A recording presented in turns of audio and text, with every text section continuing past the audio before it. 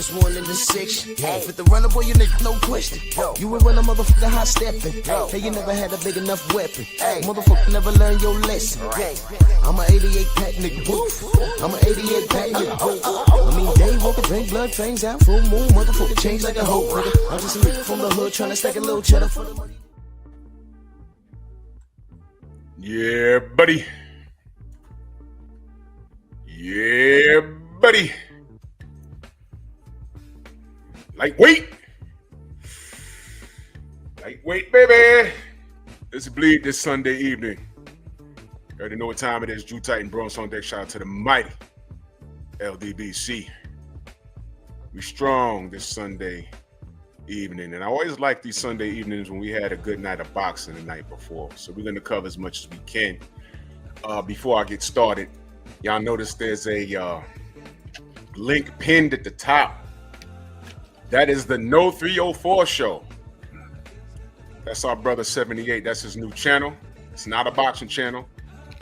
He's chopping it up right now with Blu-ray Fitness. They're discussing politics, women, and whatever else comes on the brothers' minds. Y'all take a moment, go subscribe to the No 304 show. That's fam right there. Salute to y'all. Let's do this roll call. We're going to talk some boxing on this way. Chi-Town's finest. Salute to you, good brother. What's good? Yeah, we're going to talk about that Ramirez fight. We're going to talk about that. Definitely. Macados Mac of the South. Todd Swindle. Mr. Shelton, my brother. Shaquilla Fields. Salute, Queen. Michael Ray. NBA D Nice. MXC. Yes, General. Yes, General. It's cool. It's cool, General. It's cool. People have options. You know what I mean? It's cool. Paul Carrick in the building. My brother Act, the Jab Jamboree. Go subscribe to the Jam Jamboree. That's my fam right there. And my other fam, Black Martial Arts Society. Like I said, hold on. Let me go. Oh, he's on the other. Okay. 1 second. Moderator. There we go. Tiago Rose, salute. When y'all get a minute, make sure y'all go subscribe. Connor, what's up, Connor? Let me know if you ain't busy. Let me know if you ain't busy. Said, what up, Said? Elmo Soprano, what's good? Yeah, man. So, Kamara, what's good? What's going on? So, let's get to it. Sensei's in the building. Good evening, good brother. Wait, you on mute, brother? What's good? Good evening. Good evening. Man, we had a pretty decent night of boxing last night. I enjoyed what I saw. And whenever it's good programming, you know, you can kick your feet up and just enjoy it for what it is. I know you enjoyed it because you had yourself some Oreo cheesecake, didn't you, yesterday? Yes, sir. Oh man, that was a nice little treat.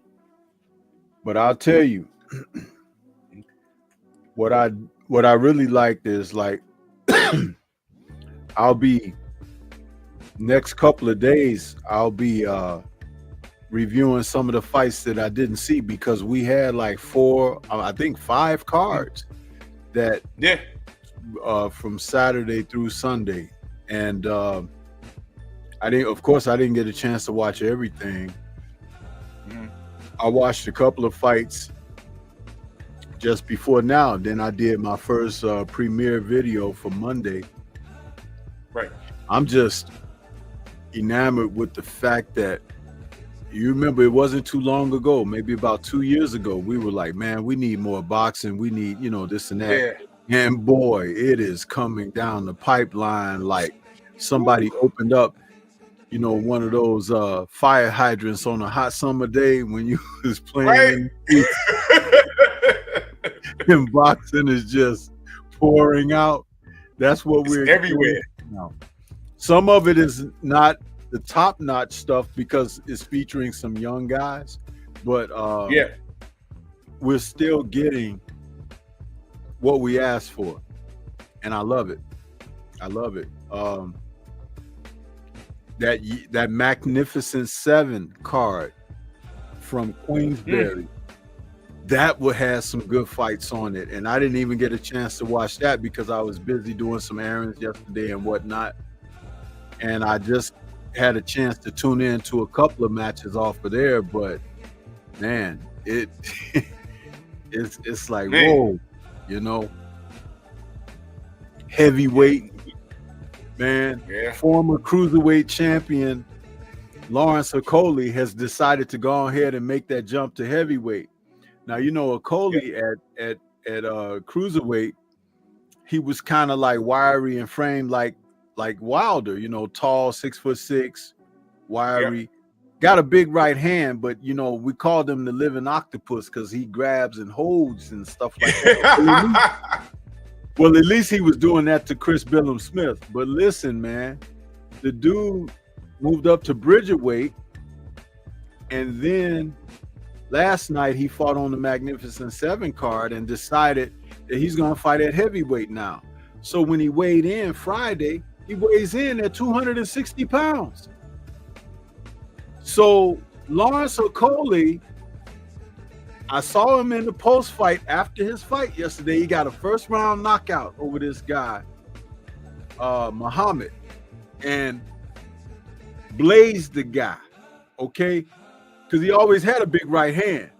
But he said that when he was fighting at cruiserweight, he was walking around at 240. I had no idea. Listen, if you can man, make the weight, you can make the weight. Right. But now he's at heavyweight. That's just another big old dude that can punch. It's like, listen, this man, is shark infested water, man. This is some good stuff right here, though. this is what I'm saying. It's This like, is do you see? good stuff. Okay, check it out. We talk, not so much you, because, you know, I try to keep you filled in on stuff that I find out. But there's so many people who are looking through boxing like it's this little small hole here, you know? Right. But it's a wide universe of stuff going on, man. And if you just open your mind to the sport and close your mind on featuring just individuals, you could find so much more to enjoy about the sport of boxing. So much more. And it's just amazing because it's out there, man. It's like the stuff is And happening. I'm gonna tell you, you know how you know it's real? You see the sister Shower? She's been putting out content lately. Yeah, I've been watching Shower's content. Putting out content, Doing her thing and now. Salute to her. and I love it when, you know, when people say boxing is dead. It's just that the people that are in the limelight, it's dead because they're not giving you what you want. That's what you don't realize. Whether it be who they're affiliated with, like the PBC, you know, these young kids in their 20s and early 30s, there's no reason in the world why they can't be fighting 2 or 3 times a year. So if boxing is dead to you, it's because of them. But boxing is alive. I keep telling y'all, Matchroom in Queensberry doing business with Turk Al Sheik, it's equivalent to Bob Arum and Don King sitting down and doing events back in the 80s and 90s. Y'all will never know because some of y'all weren't born back then. But Don King and Bob Arum were like this. And for them to do an event together was like blasphemous. But what they did over there in the UK with the power of Turk Al Sheik, we're getting quality stuff. I crapped all over the zone. But you gotta tip your hat and give credit where it's due. Because I'm seeing the work now. And when you do something good, I'm gonna talk about it. When you do something bad, I'm gonna talk about it. Right now, the zone is where it's at. That whole lineup is crazy. And you know boxing is good when the sister Shower is doing content. And and let me just say that. I don't expect that. Chesman, what's good, brother? Let me say this. If the queens are putting out content and you don't know the fighters, it's okay. it's just further proof that boxing is alive. Now you have a choice to make: love the sport or love the fighter. I'm not mad at you either way. If you have unconditional love for a fighter for whatever your reasons is, I joke around with the gay stuff or whatever. Some of it's not a joke. But if you like a fighter because you like a fighter, then do that. I draw the line when you try and make sense of things that don't make sense. That's why I got to draw the line.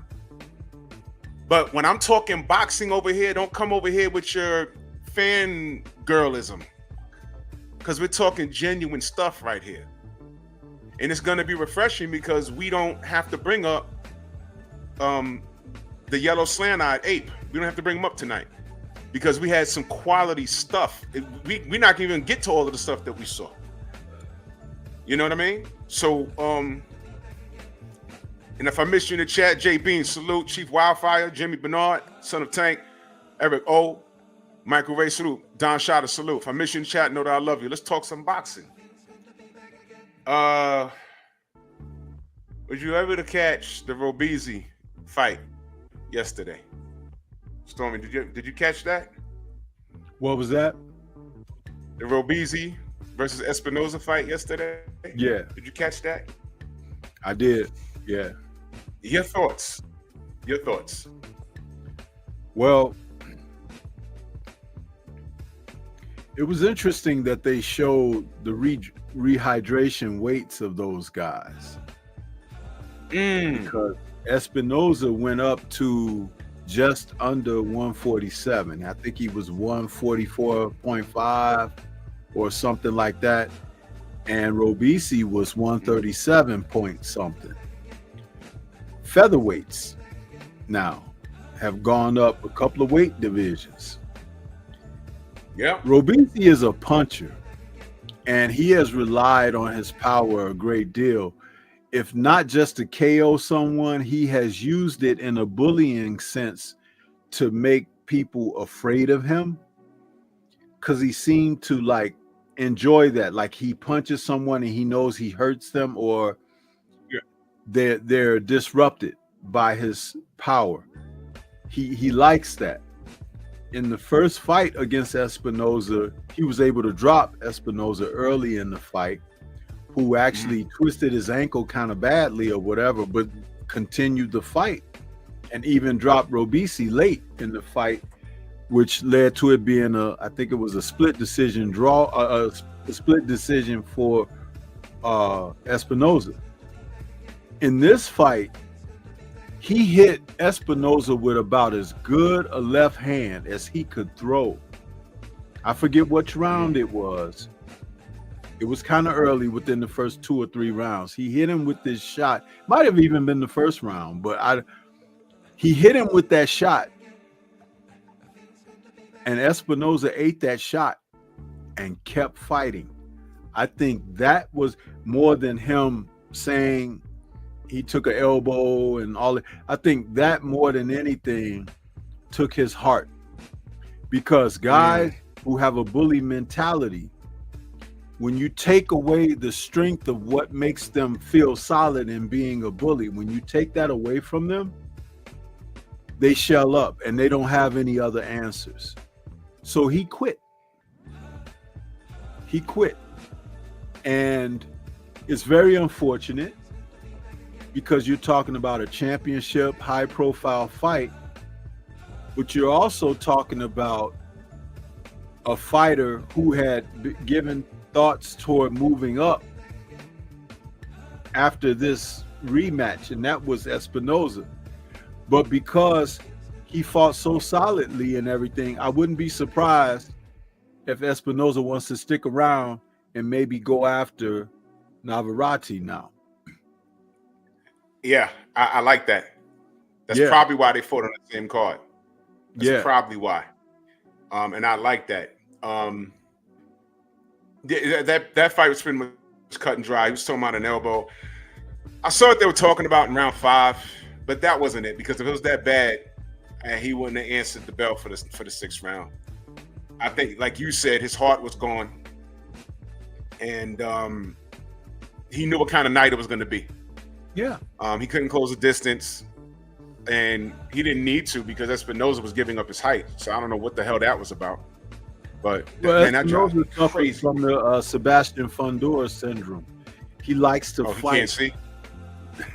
Well, that's I should specify which Sebastian, because he has several, but one is the inability to want to box from the outside. He wants to get up close and personal with you. He want to smell your deodorant, and he want to get close to you and you know get into the mix of things with his opponents. And that's only because he's shown a propensity to have strength and a little bit of empowerment over certain individuals. But there are going to be guys that he's not going to be able to do that with. Navarrate being one. Navarrate reminds me of a guy, we used to call Emmanuel Augustus the drunken master, right? Drunken master. Man. He's the Mexican version of that. He's got a granite chin. He's got decent enough boxing ability to box in there with you. And he don't swell. I never seen him swell or get cut. I never seen it. Well, he's hard to catch, first of all. I mean, you see him taking shots to the side of the head and blunt, shots, but nobody's been able to just stick a jab in his mouth, round after round and stuff, because he's so awkward and everything. He's awkward as hell. Espinoza might be that counter to that, because he has length and reach that could offset a lot of what Navarrate enjoys. And as I did in my post-fight show last night, I talked about no one has tested Navarrate's gas tank, because he can't be in the best of condition coming in there so pudgy. I talked about him being soft around the middle, like Pillsbury Doughboy. He is. And you need fighters who are going to test that on him. Valdez wasn't smart enough to do it, and it should have been one of the number one things. Liam Wilson did it. Yeah. And kind of caught him off guard, because Liam went after him in a way that they didn't expect. Yeah, it was very interesting. And I'll tell you something else. Dennis Berenchek did it. You see, he did. Yeah. Wow, he did. Yeah. Let me say this. You said Emmanuel Augustus. The thing with Emmanuel was that he would do that on purpose. I also saw him. He fought Ruslan Provodnikov and didn't fight like that because he took that fight on a few days' notice. And he actually got stopped in that fight. But if Emmanuel had a full camp, he'd have styled on Ruslan. But that's just my opinion. But Navarrate's an awkward ass weirdo. And I don't mean that in a disrespectful manner, because you know what? So far, it's working for him, man. But you could not like it all you want. I'm going to tell you something about that, though. This was a philosophy that I've come up with about guys like that. When you having a guy, when you have a fighter that's an acute, unorthodox fighter, off the top of your mind, off the top of your head, what would you say would be the counter for fighting a guy that's extremely unorthodox? The counter for that? That's a good question.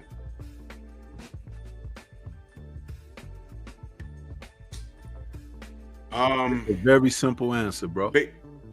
Basic boxing, in my mind. You have to be, for he who does everything outside the box, you have to be acutely orthodox. Say that one more time. You're froze. Say that one more time.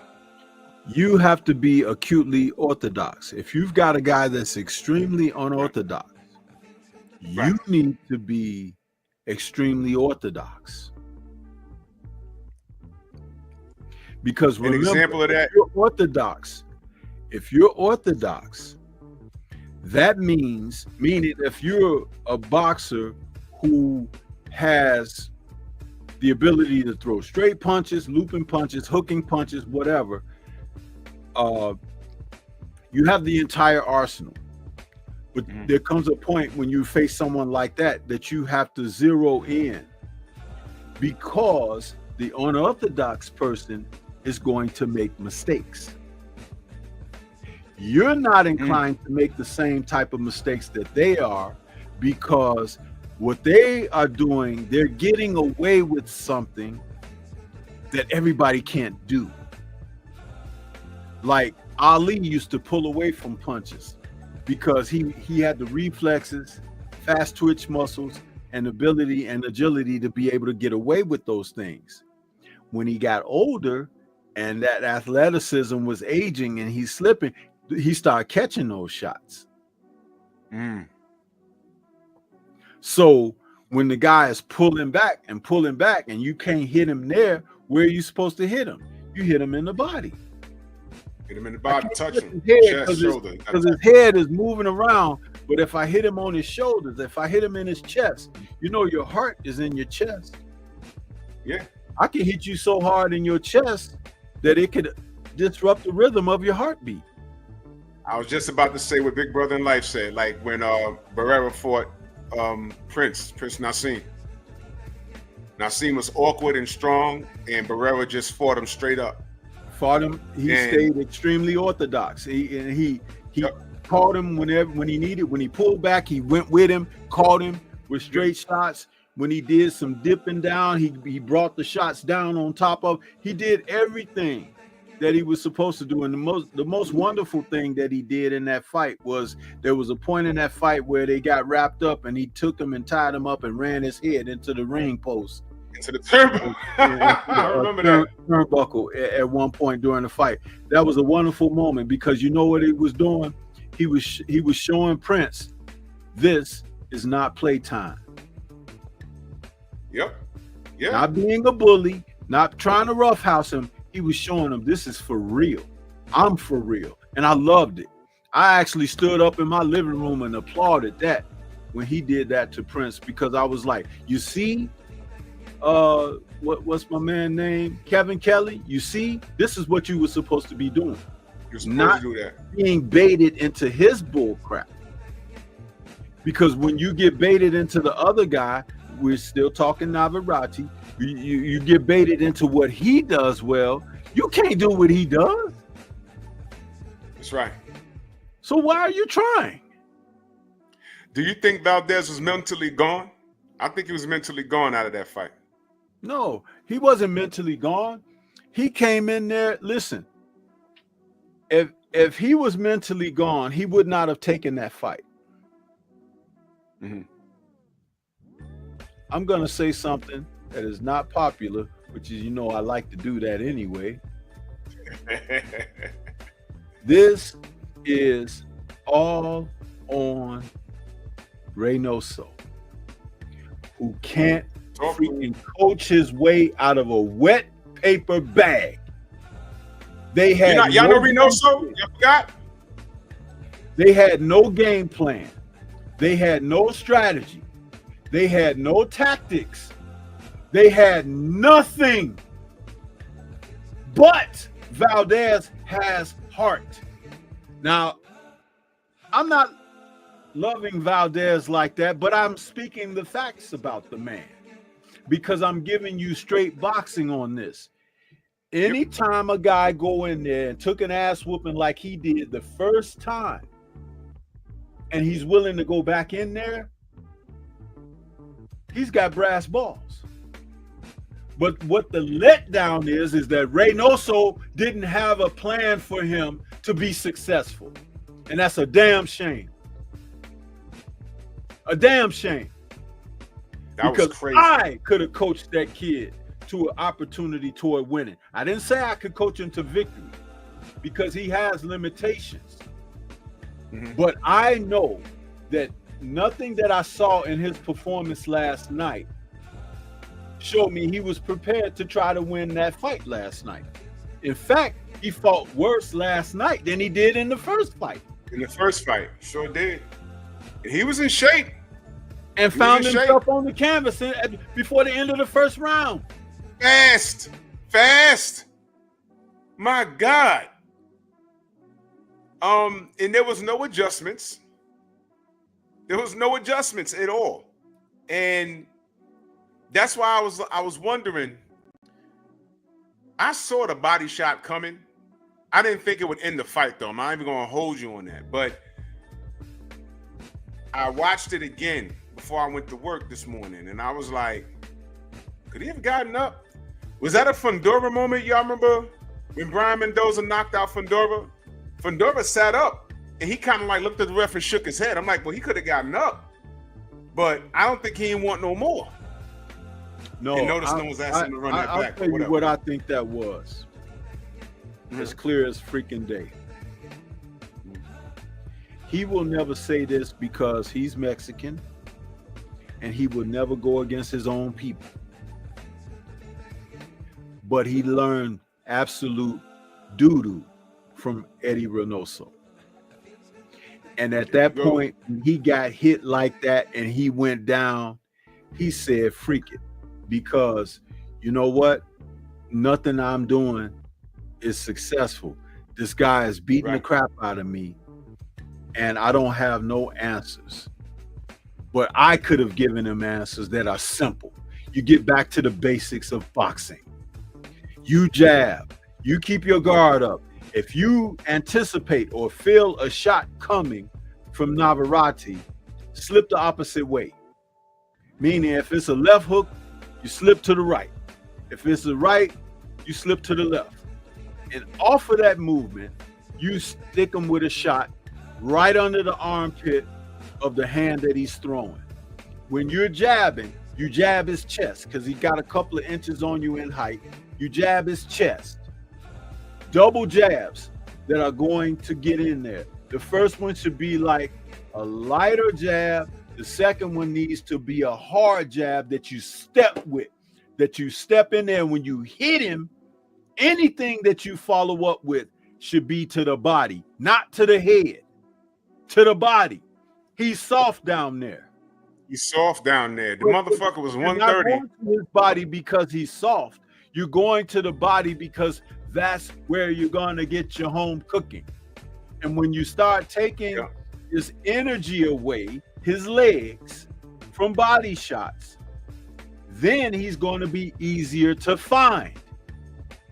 And then that's when you start moving. Use your footwork, move around, dance around him a little bit. And instead of, remember, there were moments when he would tie Navarrate up, right? Don't tie him up. When you're close enough to tie him up, that's the time to get that body work in.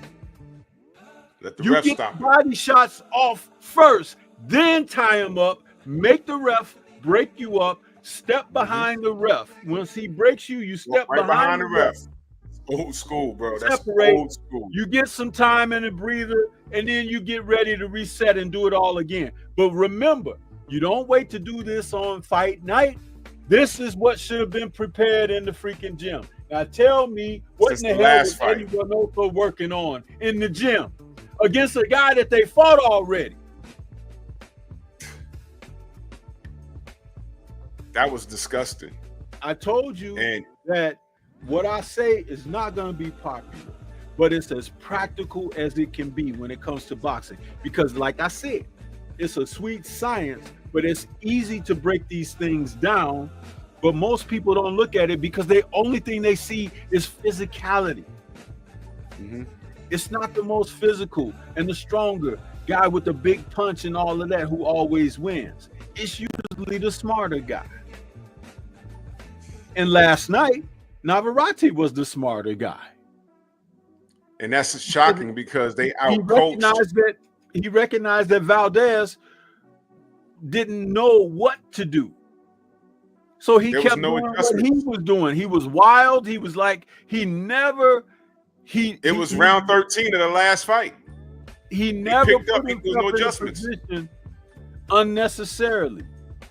He just kept doing what he was doing. And Reynoso, you want to talk about fumble? My God, that was stupid. Now, that was 126 last night or 130? I'm confused. How are you at that weight with a muffin top? That's got to be genetics. But that was crazy. He looked. Looks deceiving. I get it, but he made weight the day before. He's already said that he likes to eat and everything. He'll make the weight. You understand? But he's never going to be a sculpted Adonis. But I can tell you something about that. Remember what I said about accentuating a person's weaknesses. That's an acute weakness that man has. That's what Reynoso and Valdez should have been working toward, to get that guy's body. Get him. Because he can't go 12 like that. No. Do you know he rehydrated to 146? I thought I heard him say that. And Oscar refused to step on the scale that day. Yeah. That's not a surprise. Yeah. But Oscar refused to step on the scale. He didn't have to. But he refused to step on the scale last night for the next day weigh-in. Well, he didn't have to. But see, this is the thing. There's no freaking mystery here. It's not. Mm-hmm. They made weight. They had a fight. That's all that you need to know. But guess what else is something? Somebody was prepared and somebody wasn't. Yeah. Shout out to Reynoso. He was coach of the year when? In 2023, 2022? He's coach of the year. And everybody left. They boogied on him. And every fighter in his camp has tested positive for PEDs. Yup. Wait a minute. Well, Andy didn't pop, but he stepped away for a little while. So he had to get tested. Even that little guy, he was out of the ring for Martinez, popped dirty. He popped. So you got Canelo, Martinez, Ryan Garcia. Andy stepped away, and then when he came back, Chris Arreola almost whooped him. Yeah, man. Reynoso he just had a hot year. So moving forward, I don't know what Oscar Valdez does, but let's talk about what Navarrate does. You said Espinoza might be on the horizon for him. How you like that? It's a good fight, and I see Espinoza knocking him out. Yeah. Espinoza fighting on the inside like that? Espinoza is the real deal. Espinoza is a throwback. The only thing. Oh, Louis Neary popped up. He popped too. Thank you, JB. Louis Neary popped too. That's right. That's what I said. Every fighter in this camp popped 30. Every fighter. Wow. So when you look around and you see all of that, there's one thing that's constant in all of that, and that's Reynoso. Bye-bye. Bye, Ray. Eddie Ray. Bye-bye. Anyway, so you got Espinoza over Navarrate. Yep. By KO. That's because gonna be he's not going to let him off the hook, and he's not going to be able to go the distance with a fighter like Espinoza. Espinoza was just getting heated up when Robisi quit. He was just getting heated up. He was getting ready to go to another level. And Robisi felt that shit, and that's why he stopped. So what you think? Cinco de Mayo? I like it. Damn, it's just let them fight. I don't care. I don't care about all of that.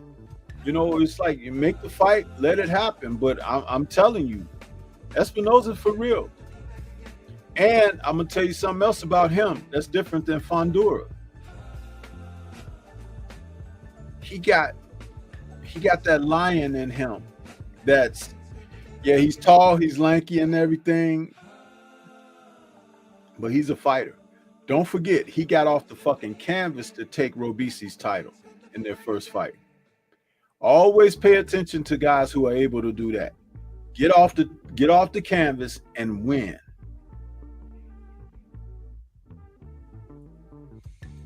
Yeah, he's a dog. But I was just about to ask you that, Brother Jay, what you say? Shout out to X-Clan. What do you think about Navarrate versus Foster? He was in attendance, and he picked Oscar Valdez to win. But that didn't happen. So what do you think about Navarrate versus Foster? I think that O'Shaquie could outbox him, but he would have to pick his work rate up, because you know how he slips and catches and stuff like that. If he's not catching and making him pay and stuff like that, you're giving the judges an excuse to give rounds to Navarrate. Yeah. So it could be a close fight, but I do believe O'Shaquie can outbox him.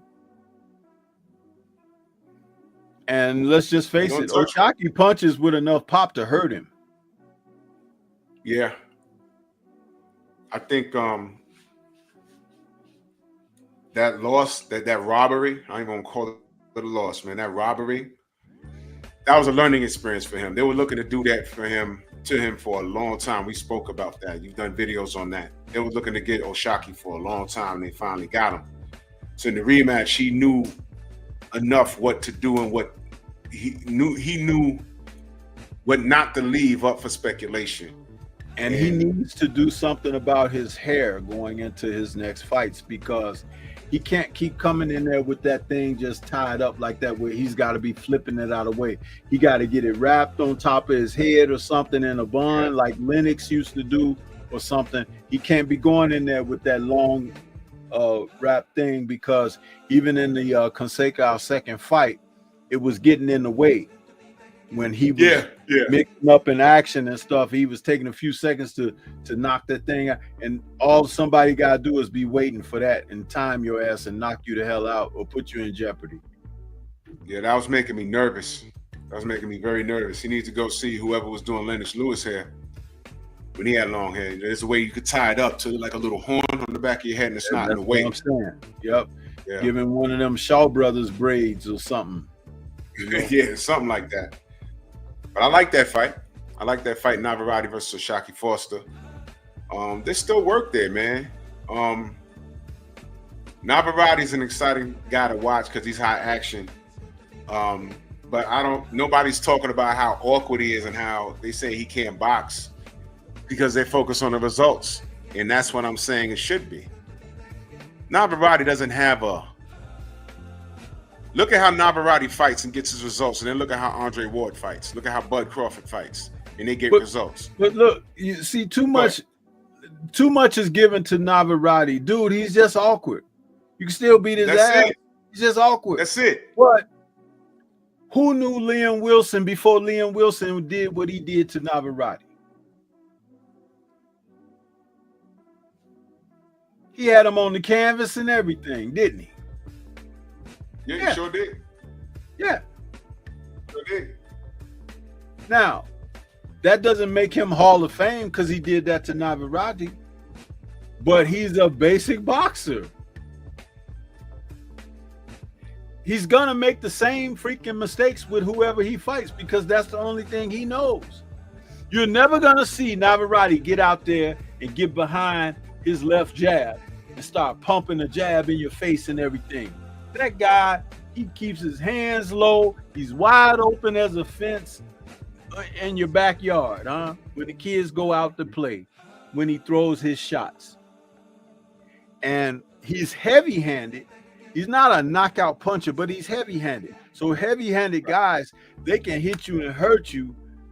And especially a punch that may appear to be like a slap, but because the guy is ham-fisted, it's a little bit more weight to that.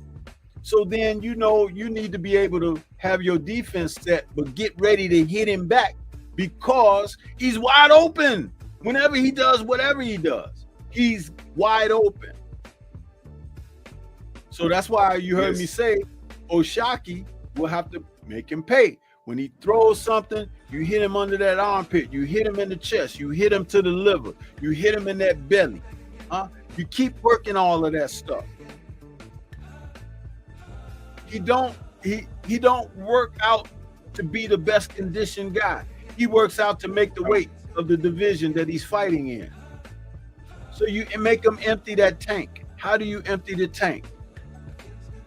Like Teddy Atlas says, you go to the basement and start running some water in the basement. That was there to be done. I don't know what type of time Oscar Valdez was on. He's not a Marine. The reason why I use Marines, for those of you who are military in the chat or know somebody in the military, Marines are special because they think outside the box. They have basic training, but then when they get inside of a combat situation, sometimes they might have to do something that they're not trained to do. It's called thinking outside the box. Oscar Valdez was not thinking outside the box, and Eddie Reynoso didn't know what the F he was doing. But that's the guy that they ordained trainer of the year. Remember all those years they gave it to Freddie Roach, and he only had one guy in his camp named Manny Pacquiao. He got it like how many years? And then you have Reynoso had a whole camp. Everybody popped dirty. Everybody popped dirty. And like I told you before, the only guy that didn't pop was Andy Ruiz, but he disappeared for a minute.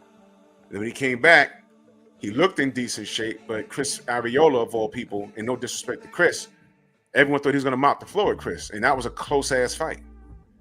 And then he gets in there with Big Baby, and it wasn't his. We're saying his better days are probably behind him now. So what's going on with Eddie Reynoso? Nothing, and we saw it last night. You understand? So these guys get exposed, man. Stormy be on their bunk. He be trying to tell y'all about these trainers. These guys are shit trainers today. You see it. You might not be paying attention. I watched that kid last night. Mark Castro, I think his name is. Got my little scorecards here. Yeah, Mark Castro, lightweight. He fought Augustus Quintana, the Cuban fighter. Good fight between the two of them. And Castro came out early and strong, trying to like really put the pressure, fight hard. But Quintana early, it seemed like he needed to get his legs under him or whatever. Once he got a little confident, he started landing some good shots and whatnot. But I was talking because I was watching the fight behind the scenes with some of the family, and I was telling them, I was like, Quintana's corner need to tell him he's got good pop on his punches. They need to tell him to go to Castro's body, because he was throwing these left hooks to the body that were debilitating Castro. Anytime you got a front forward foot fighting fighter and you hit him to the body, he starts bouncing and dancing away from you a little bit. He's telling you that shit hurt. Yep. You got to be able to read the signs. And they telling Quintana in between the round, they're like, yeah, when you're doing this and blah, blah, blah. I was like, tell him to punch him to the body. You can stop this guy. The fight went on, and it ended up being a split decision victory for Quintana. I was surprised that they gave it to him because I thought that they were going to give it to Castro. But all I was saying, and you can ask the family, and I was talking to them behind the scenes last night, almost every fight, because it was huge Latin fighters, Right. I was like, the amazing thing was nobody was investing in body work throughout the cards. I'm like, this fight could be 50% easier if you go to the body. And the trainers weren't telling them, because you could hear the sound bites, when they would put the mic in the corner and stuff. And you could see that. That's right, Stephen X, headhunters. This is all these guys were doing last night. And I'm like, man, this is crazy. That Quintana fight, when you get a chance, Drew, go back and watch it. It's on DAZN. When you watch it, yeah. Watch how when Quintana starts getting them in trouble, like I think it was around the third and fourth rounds, he was hitting him to the body, And I was like, oh, because I told the family, I was like, if he keeps doing that, he can get a stoppage. This fight ain't gonna go 10 rounds. I told them that. But then he went back to head hunting and looking to pot shot. I'm like, dude, I would have been like coercing him. Keep doing this. The guy is debilitated. He's ready to stop. He's either gonna quit, take a knee, or something. Find a way out. Just keep doing it. He didn't keep doing it and made the fight much harder than it needed to be. It's so frustrating sitting up, watching stuff like that. It's frustrating as hell. Oh man, let's bust this move. Let's touch on this fight real quick. Diaz versus LeBron. That was a pretty good fight. They were playing chess in there. That was a pretty good fight. That was the co-main to Paro versus Africa. Yeah.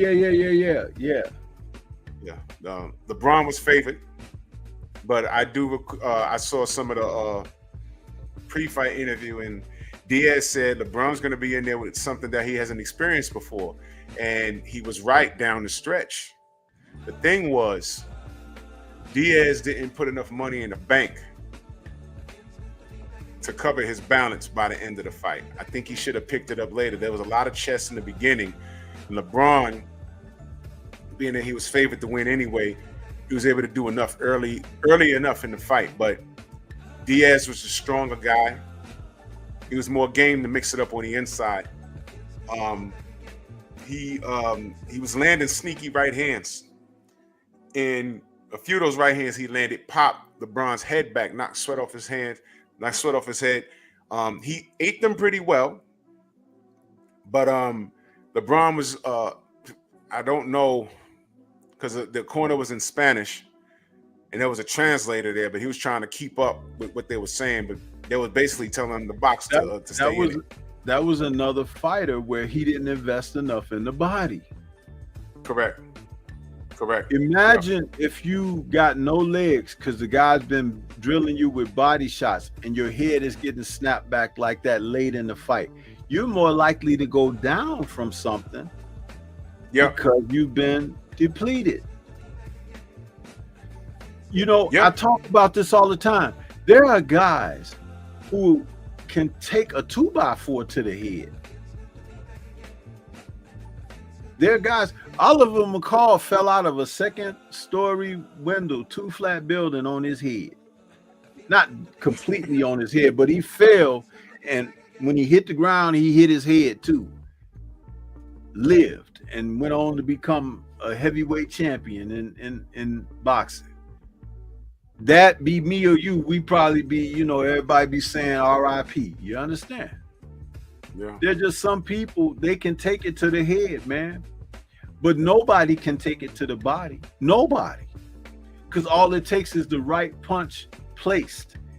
You can place the right punch on the chin. Robeisy proved that yesterday when he hit Espinoza. He hit him with the best left that he could throw.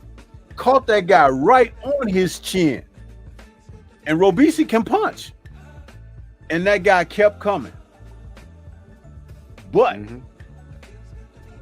when Navarrate hit Valdez to the body, that was the end of the fight.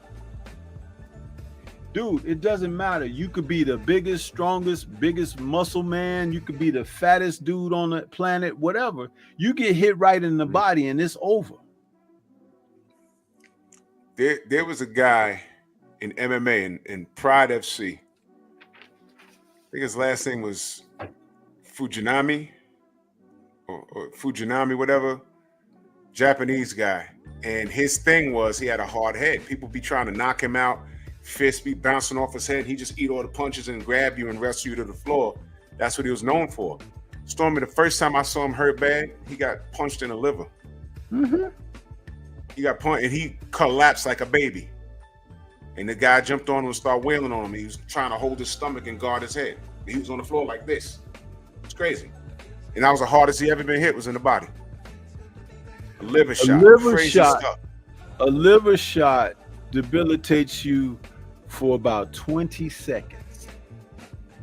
And man. even after the 20 seconds pass, you still feel a little weird. Yeah. A solar plexus shot debilitates you for about 15 to 20 seconds. It really depends on if they caught you clean and they just knocked the air out of you, or if you happen to be exhaling when you get caught. Because see, that happens a lot too, which is why counterpunching is so important, integral even in boxing. Because if you know the proper shots to throw, when a guy is trying to hit you, that's the best time to hit him because he's open. Because one of the arms is not at home to defend. So you need to know the shot to throw.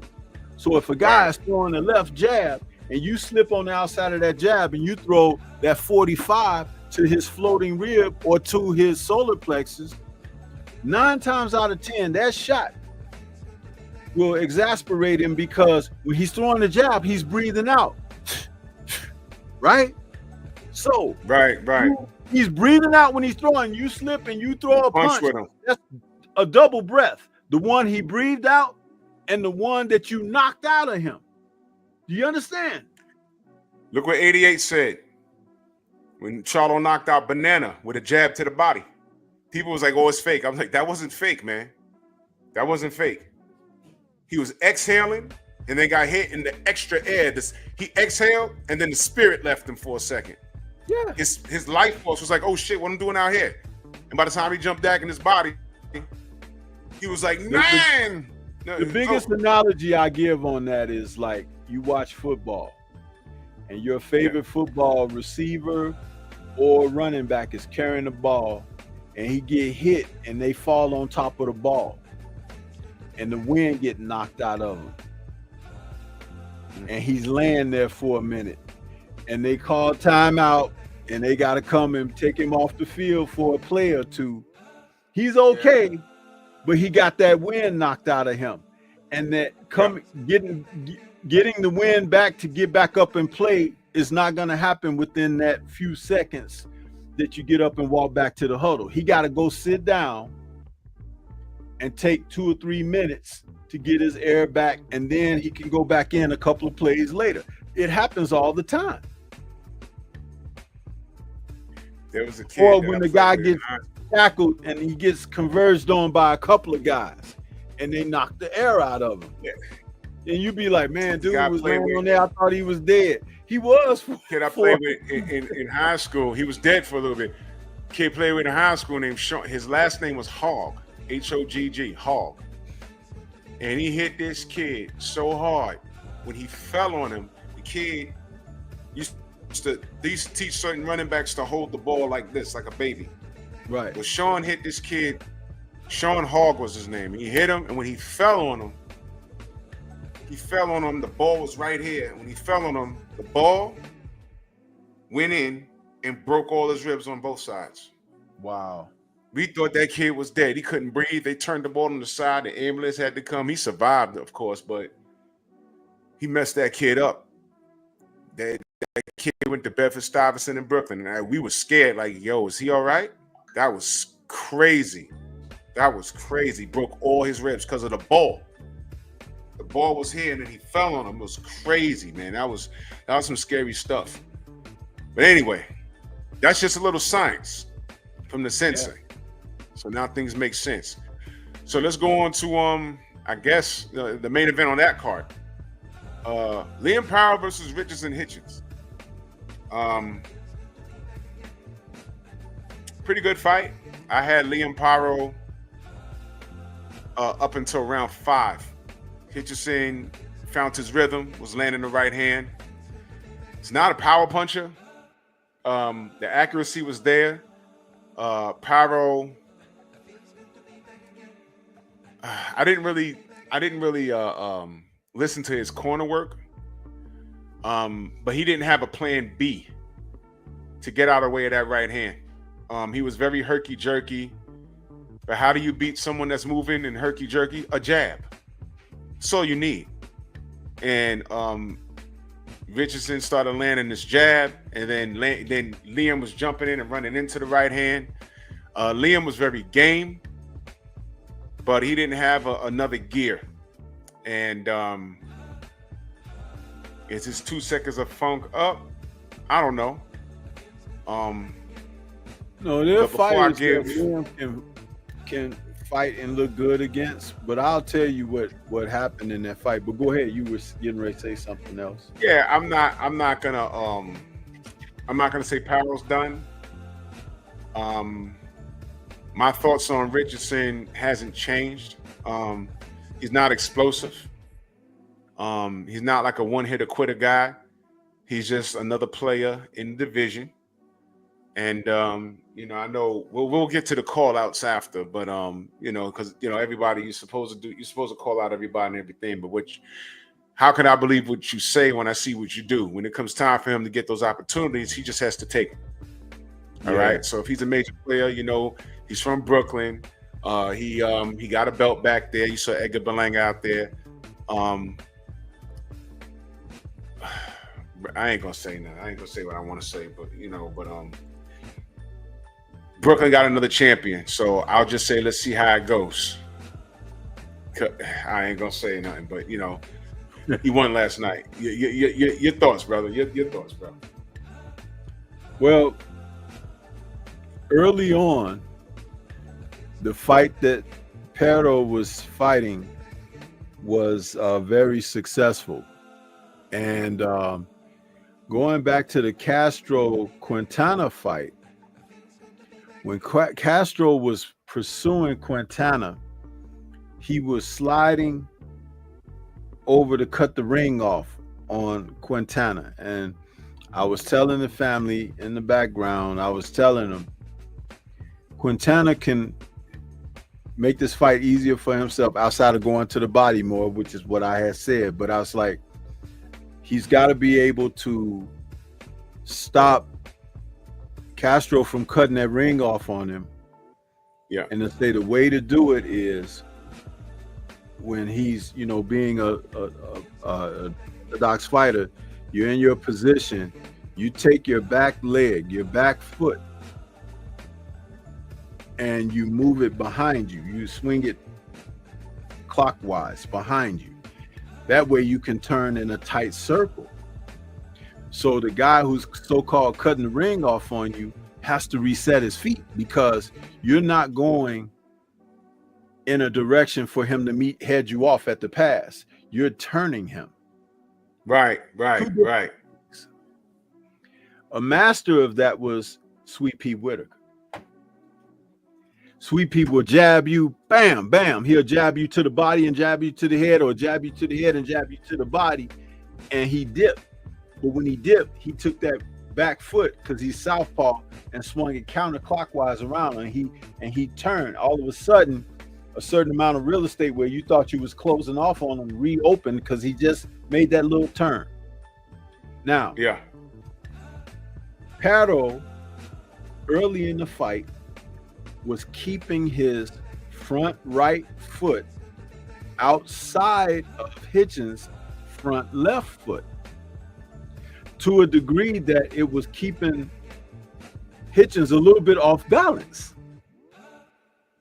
Because like even when he hit him a couple of shots, he stumbled and stuff, because it was like the angling was catching Hitchins.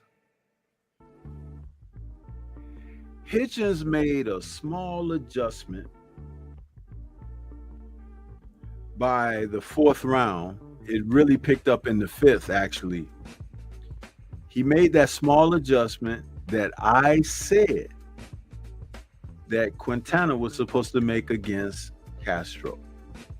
He started stepping with his back foot, swinging it around behind him. And now Paro front right foot lead was no longer always on the outside. He was finding himself lined up on the inside, or toe to toe with Hitchins' front lead foot. That little bit of having his right foot outside of Hitchins' left foot was enough to keep Hitchins within range where his vulnerabilities were stronger as long as Right. he kept the outside angle. When Right, Hitchinson right, right. started making that turn, Paro started following him to Paro's left. And now Hitchins now had the angle. It's a small adjustment. But then he started throwing his shots. 1-2, straight down the pipe. Sometimes a straight right. Right. Bam. And Very he was basic. nailing them. Very basic. Very basic. And so Yep. Paro, it disrupted what he was doing. But guess what? How many times have you heard me say a fight doesn't begin until someone makes an adjustment and then the other guy adjusts to the initial adjustment? I've said that many times. Bunch of times. So Hitchins made the adjustment and Paro didn't do anything about it, and Hitchins coasted the rest of the way. I gave him 8 rounds in a row. That's right. From that That's right. round It was all like the way that. to the end of the fight, because Paro End of the didn't fight. readjust. His trainers weren't smart enough to tell him, you stop getting your lead foot outside of his. You gotta work your way to get back, which means now you gotta slide on an angle and get on the outside. But he wasn't able to do that because they don't freaking teach a damn thing. I keep saying it. I'm watching this. What I said Quintana needed to do, Hitchins started doing against Paro and totally took him out the fight. Now you might think that, oh, he just outboxed him. No, it was a simple adjustment. But what it was like, look at it like this. You're Tay Jones in the building. Salute. Salute to Tay. You're in a war. You're on this side.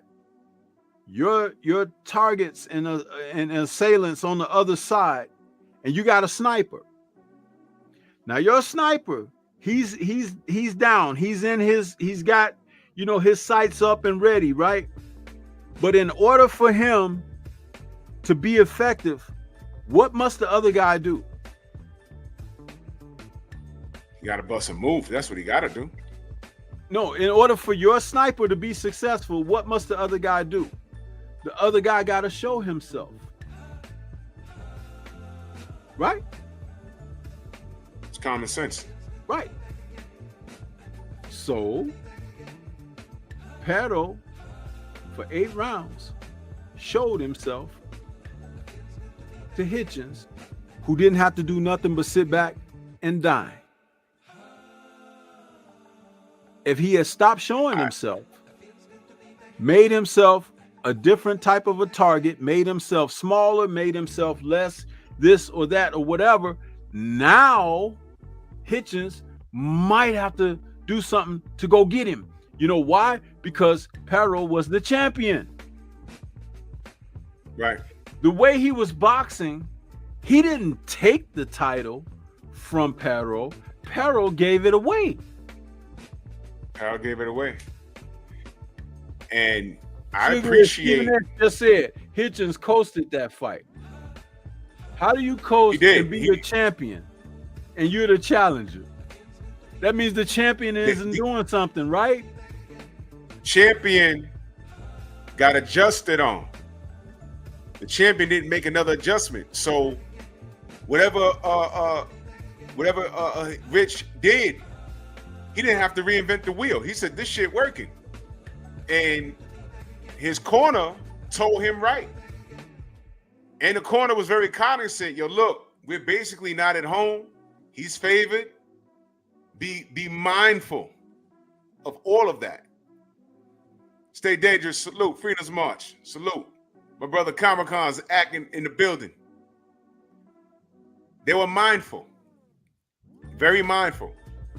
But yo, yeah, Tay, let's talk about that one scorecard. That was ridiculous, bro.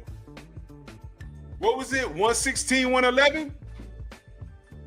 Yeah, that for was Paro? That was crazy. Yo, man. bro, who did that? Whatever judge did that, he needs never to judge anything again.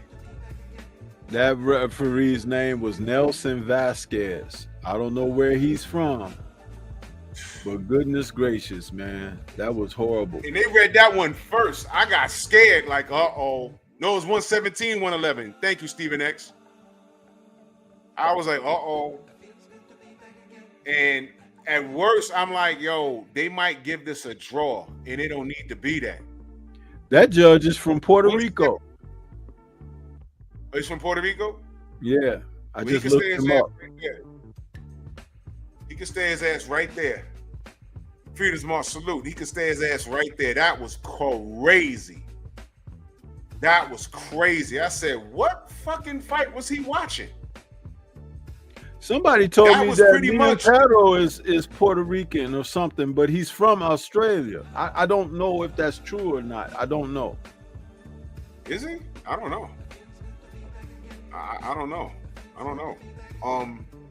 I know that was disgusting. I ain't like that shit at all, man. That was wild, man. I ain't like that shit at all.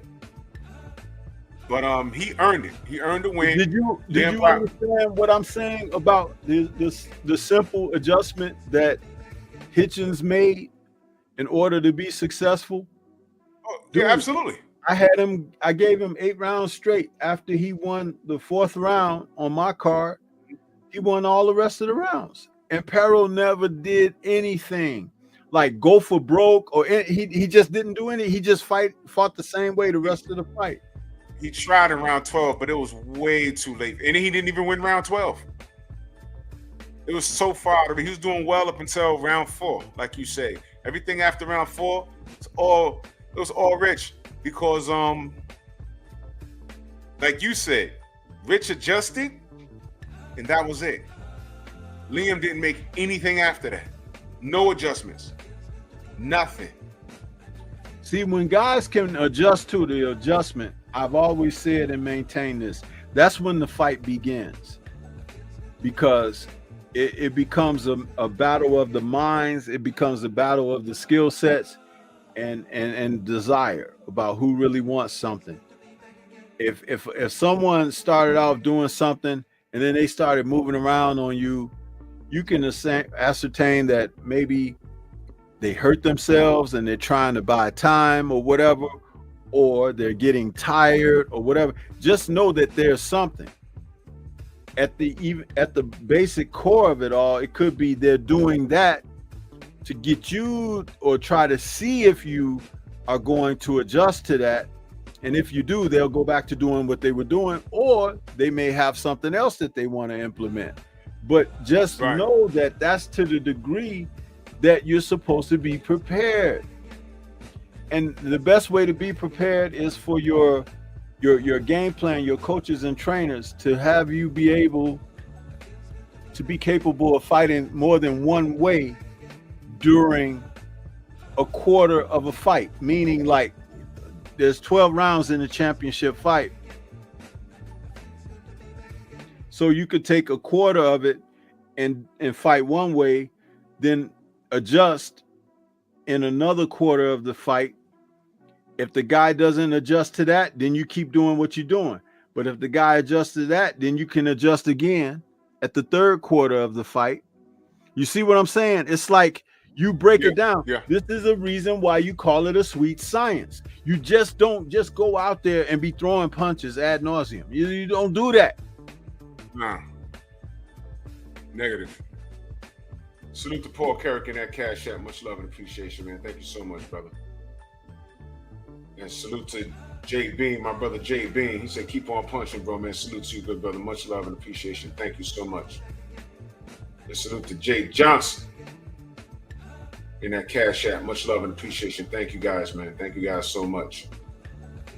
Thank you, thank you, thank you, thank you, thank you. And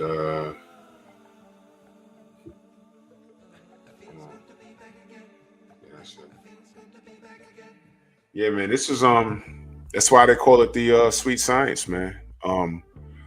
So being that Rich is now a champion, Mark, what up, Mark?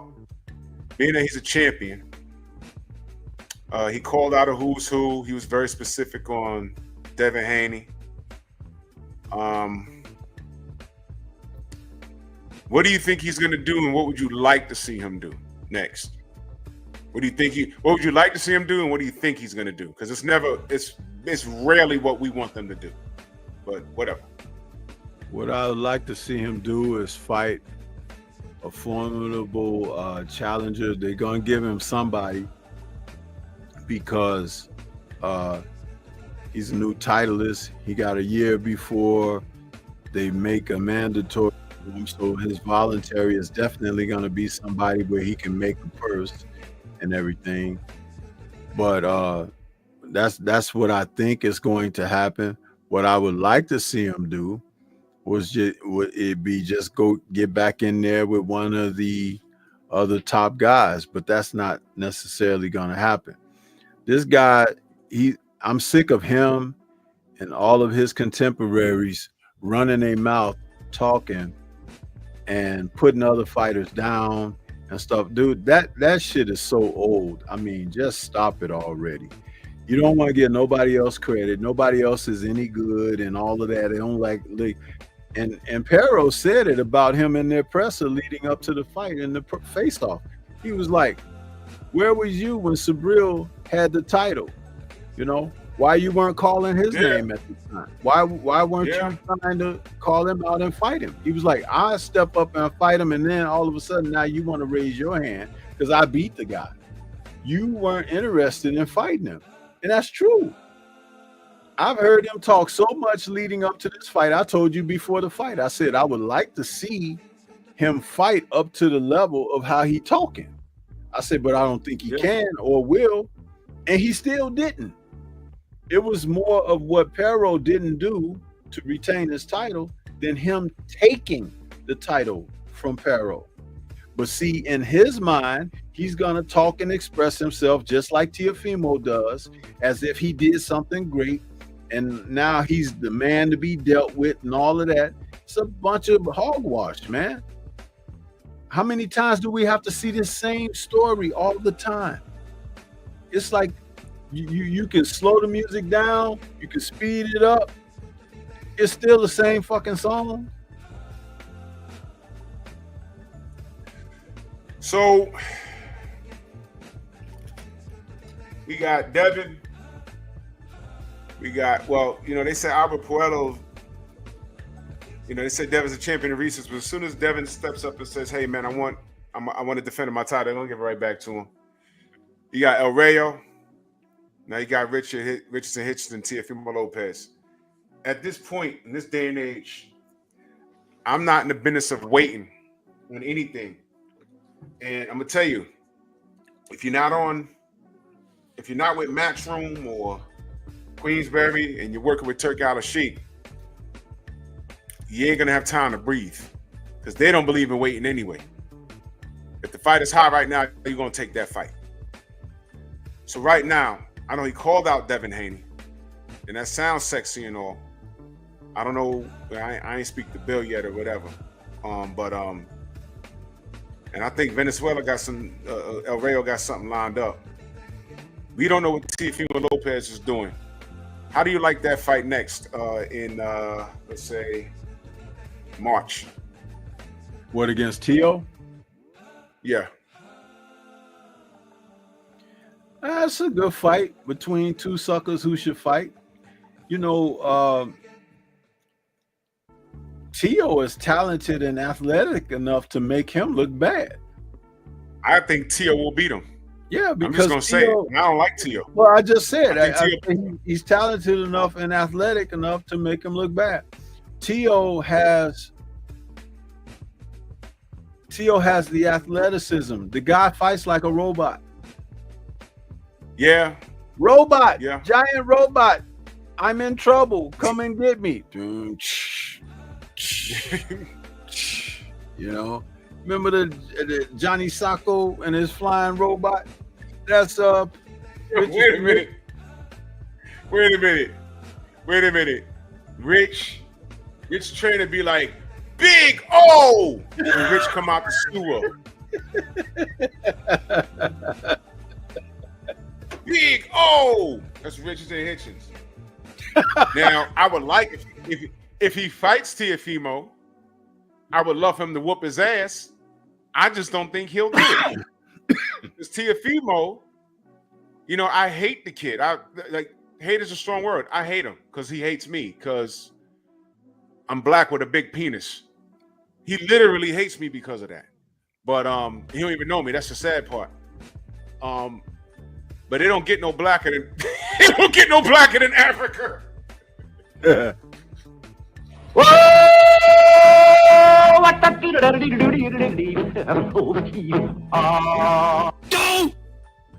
I'm rooting for that nigga. But I don't know if he'll beat him. Because Teofimo has some talent. He's more athletic. And I gotta believe that if Teo starts off, you know, he's not gonna be in the weight for that 1-2.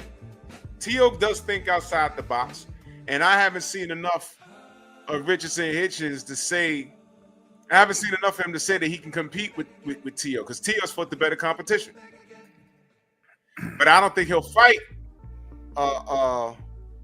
Richardson Hitchens, although he's a champion, because I think he feels he's above him. So if he feels he's above him, and he's scared of Devin, and El Rayo got something lined up. I'm seeing the names. Jack Catterall. Catterall like, where's Catterall Josh Taylor? Where's Josh Taylor? at a pub somewhere. Yeah, he's probably drinking. What about Regis Prograis? I like that. Fighting Richardson Hitchens. Yeah. Why not? Fuck it. If you like watching paint dry. Yeah, I mean, he has a belt. That don't make you rock star, but it's a sexy thing to call out Devin. But I saw someone put Gary Anton. Hey man, I like that on the undercard. I would like to see him What is he against gonna do? Michelle Rivera. Where's Michelle Rivera? He's in that division, but he ain't, you know. I mean, if you're gonna catch him while he cold. Jack Catterall, Arnold Barbosa. Yeah, I don't know about that one. Gary Anton. I don't want to see him in the ring with Rolly Romero. Oh, wait a minute. Oh, wait, no. That might be a possible lineup. Fuck it, Subadel Matias, man. Do it. Fuck it now. Just do it. Hey, Subadel. Rackety. Rackety.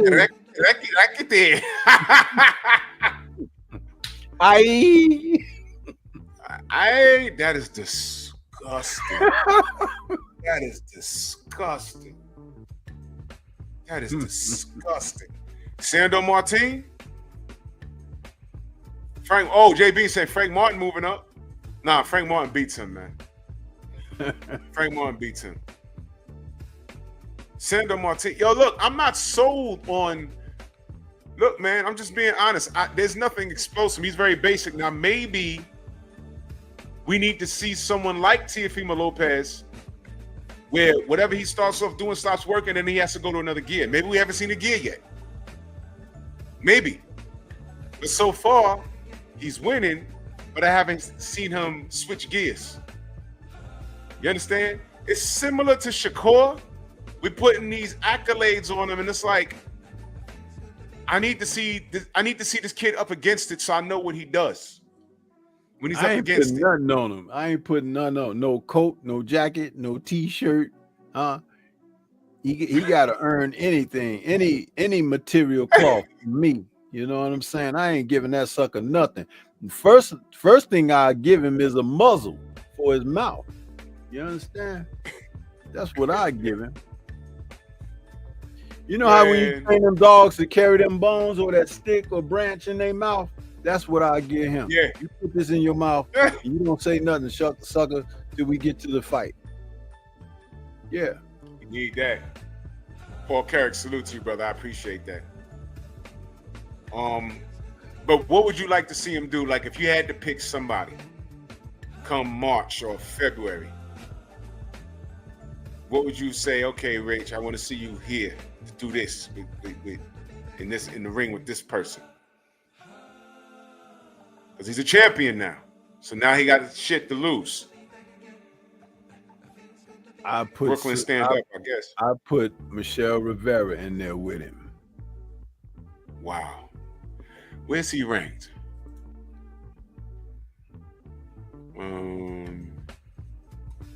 He's ranked number 15 in the IBF. He's a name. That's a you know who's in front of him? Jermaine Ortiz is in front of him. Yeah.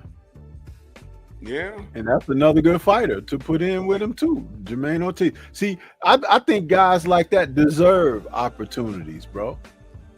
Yeah. They do. Don't give me Isak Cruz, please. I'm not amused by that shit. Yeah, to hell with Cruz. I'm done. He was a one-hit wonder, y'all. Listen, I'll put that on him. Listen, I like his story.